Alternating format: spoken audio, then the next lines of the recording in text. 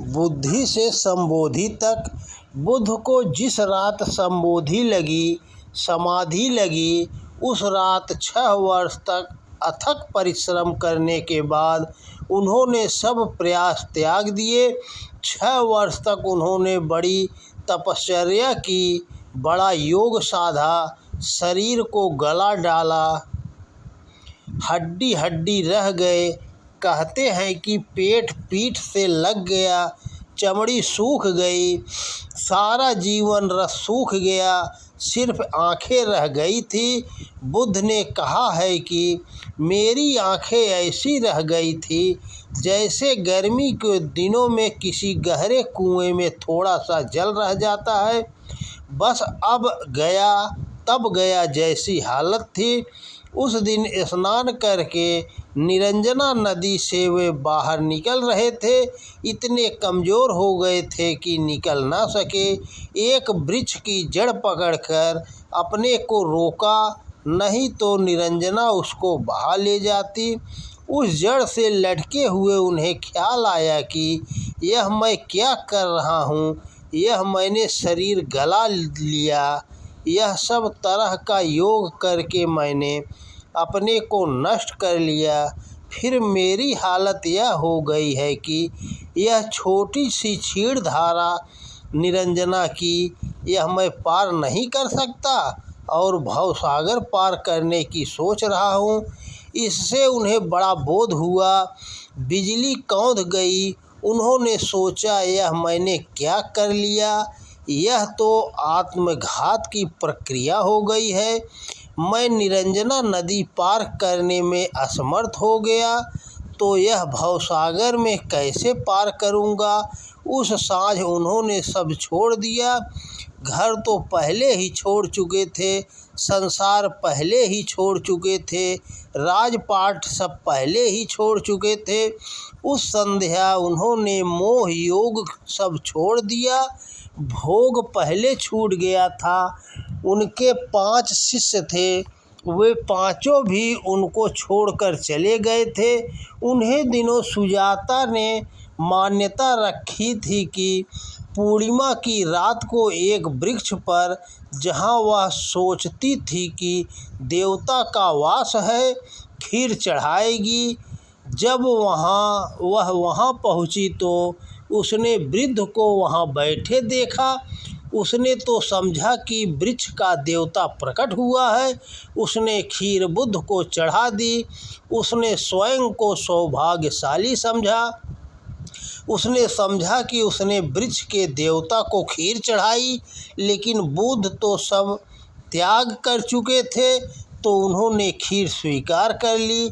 कोई और दिन होता तो वे स्वीकार भी न करते। उस रात वे बड़े निश्चिंत सोए। बुद्ध पहली बार निश्चिंत सोए। न संसार बचा, न मोक्ष बचा। कुछ पाना ही नहीं था तो अब चिंता कैसी थी। चिंता तो पाने से पैदा होती है, जब पाना हो तो चिंता पैदा होती है। उस रात कोई चिंता नहीं रही, मोक्ष की भी चिंता नहीं रही। वह बात ही उन्होंने छोड़ दी।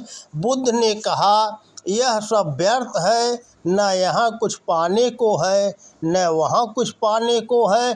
पाने को कुछ है ही नहीं। मैं नाहक ही दौड़ में परेशान हो रहा हूँ। अब मैं चुपचाप सारी यात्राएं छोड़ देता हूँ। वे निश्चिंत सोए। उस रात उन्होंने अपने जीवन को जीवन की धारा के साथ समर्पित कर दिया। धारा के साथ बहे, जैसे कोई आदमी तैरे न और नदी में हाथ पैर छोड़ दे और नदी बहा ले चले। खूब गहरी नींद उन्हें आई। सुबह आँख खुली तो उन्होंने पाया कि वे समाधिस्थ हो गए। रात सुजाता जो मिट्टी के पात्र में खीर छोड़ गई थी, वह पात्र पड़ा था। बुद्ध ने वह पात्र उठाया। वह निरंजना में गए, नदी के किनारे। उन्होंने कहा, मुझे लगता है कि समाधि फलित हो गई है। पहली बार मुझे ज्ञान हुआ है। मैं अपूर्व ज्योति से भरा हूँ। मेरे सब दुख मिट गए। मुझे कोई चिंता नहीं रही, मुझे कोई तनाव नहीं रहा, मैं ही नहीं रहा, मैं समाप्त हो गया हूँ।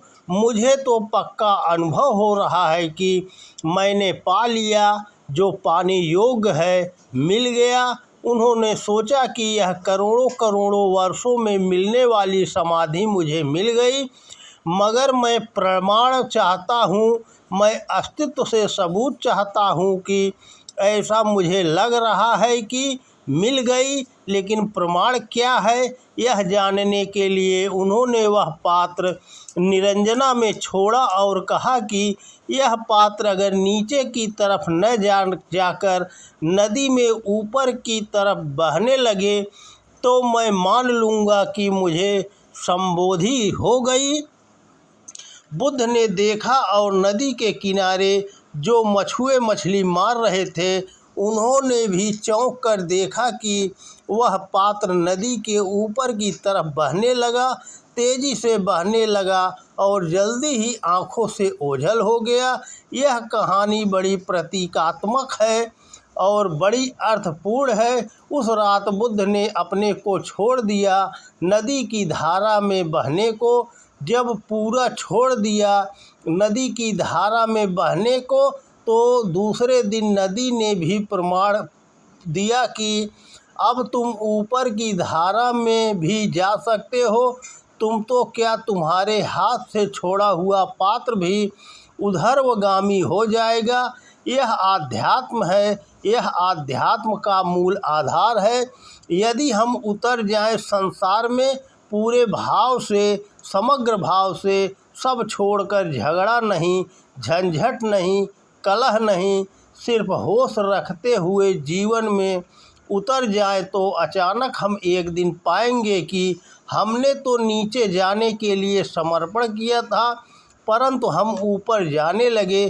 तब हमारे हाथ के छोड़े हुए पात्र भी जीवन की धारा में ऊपर की तरफ यात्रा करने लगेंगे। बुद्ध की यह कथा अत्यंत प्रेरणास्पद है। जीवन की धारा प्रकृतिगत है और प्राकृतिक ढंग से ही हमें इसमें बहते चले जाना चाहिए।